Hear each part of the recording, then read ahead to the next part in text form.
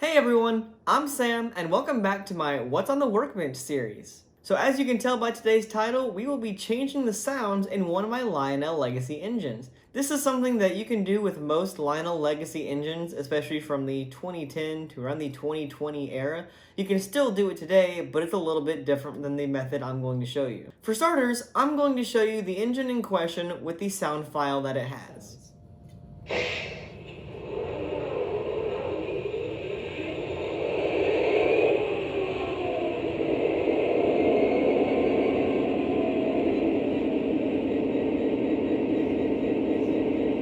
Now the soundboard that we're changing this to mainly changes the horn. Most of the other sounds like the crew talk, the engine RPMs, and the bell are all the same. So let's go ahead and listen to the horn and bell now, and then we'll get to work on the change.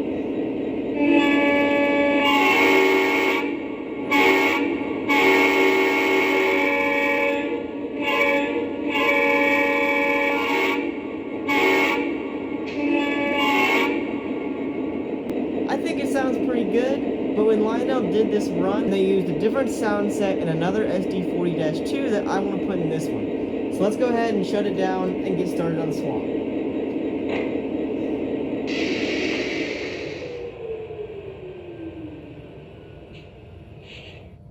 Okay, now I've got my engine and my foam cradle. Now we're going to remove the screws for the shell to remove the shell from the engine.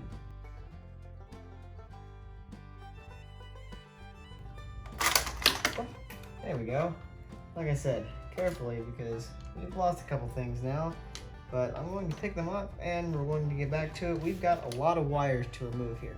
I've taken a second to understand the layout of this particular engine and figure out how all the wiring works, how the motors work, and how I can reattach these pilot pieces that fell off on either end. So now, before we go any further, I'm going to show you the magical piece that will change everything.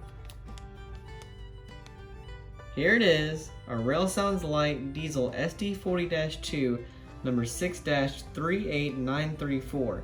That is not the same SKU number as that engine right there. This sound set is different than that. If you look to the top right of the pink packaging, you'll see that board over there looks very similar to this one, and that is because that is exactly the same board with a different set of programming. We're going to be swapping this board for that board. Let's get to it. This should be a pretty simple swap. I just need to remove all of the plugs and then put them back in place on the new board. And since there's so many wires, there are a lot of different plugins. I'm going to go ahead and open my new board, and I'm going to try to plug the new pieces in as I take them out of the old board. That way I don't lose track of what goes where. If this doesn't work, then I might find a different method, but I'm going to try this first. I'm also going to be very careful handling this new board. It appears this board is clipped into this piece of plastic here. So ideally, I'm going to be able to pull these plastic pieces back like that, and there we go. Out comes the old board from the piece there. And now I'm going to unplug the rest of the wires. Okay, and there is our old board. We'll now put that over here and just reverse the process with this one. And that piece came off.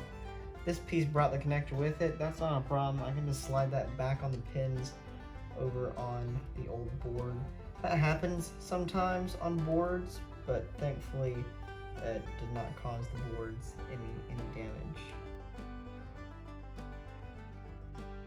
There we go. It looks like all of my connections are now solid. So now we're going to put the shell back on and we're going to test the new board, and it should sound different.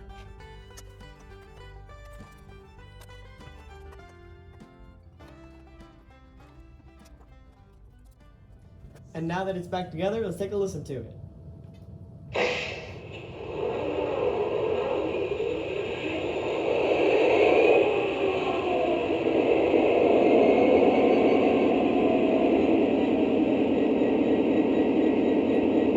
You'll notice that the startup sequence sounds pretty much the same, but the main difference here is the horn. Let's listen to that.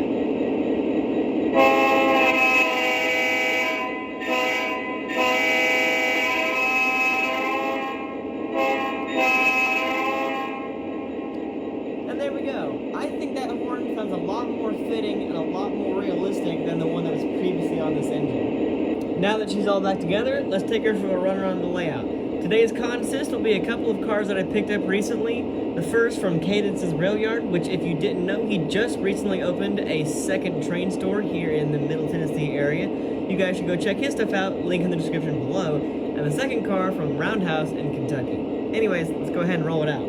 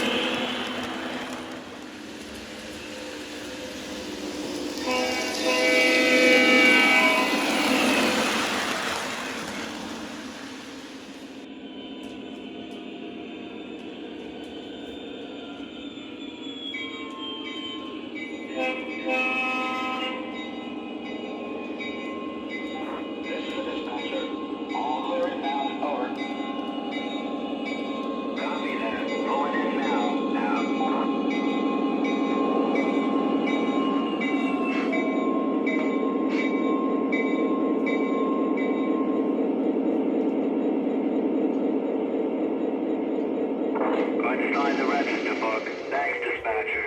Out. And there you guys have it. Now you guys know how to swap in a sound card from a Lionel Legacy engine to make it have different sounds. Now, not all engines are able to do this, and you have to have a card that somewhat matches the same year or generation they were built, as Lionel changed their cards over the years. For instance, any engine that has the 5 switchable sounds, you cannot throw in an engine that does not have those 5 switchable sounds already from the factory. And like I mentioned earlier in the video, the sound card I used for this engine was already used in the same kind of engine in the same catalog in the same year. You're probably able to throw in a couple of different kinds of cards as well that used a very similar plug-in platform, but I'm not sure what those would be, and it definitely wouldn't be every single card Lionel's ever made. Hopefully it inspired someone out there to go do something similar, because it's a lot of fun to do model trains, but one of the most fun things about model railroading is making stuff your own and personalizing your items, and that's what I've done here. I think this sounds a lot more realistic and fits more of my style. So hopefully now you have an idea of what you can do to do something similar. Anyways, that's all for now. I'm Sam, and I'll see you guys next time.